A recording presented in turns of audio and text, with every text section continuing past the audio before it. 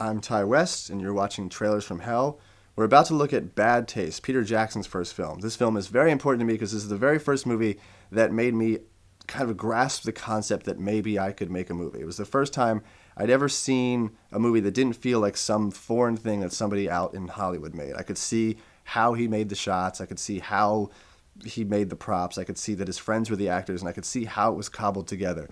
And really, not only was it this sort of mark of a brilliant person who didn't quite have enough money or experience yet to do it, it really inspired me to realize that, oh, maybe I could do this too. And so, Bad Taste will always have a special place in my heart. All right, Wingnut Films presents, which you'll see to this day on the Hobbit movies. Something that's so great about Peter Jackson is that he started making movies in New Zealand and pretty much never left. And he's made it with the same group of people, with the same company, and has turned into one of the most gigantically, probably arguably one of the most successful filmmakers of all time. And yet this is where he started. And this is a movie that he put together, I think, over 4 years on the weekends with his friends, and that's him playing. He plays two characters in this movie. He plays Derek there, and he plays also one of the aliens with a beard.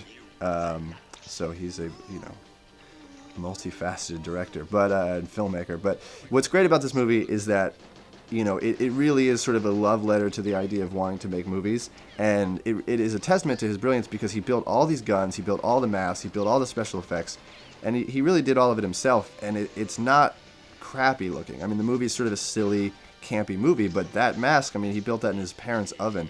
I couldn't do that special effects people couldn't even do that.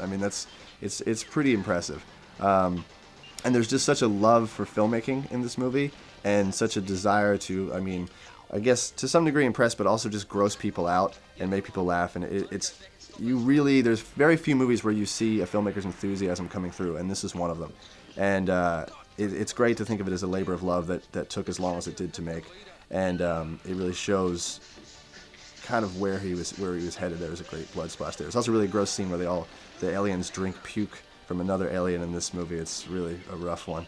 And Derek's character has a hole in his head that he puts a belt around it to keep his brains from falling out. It's one of the great splatter movies up there with his other film Brain Dead and Sam Raimi's Evil Dead 2 and whatnot. And for me, it's the most inspirational because this is what made me think I had a shot at this.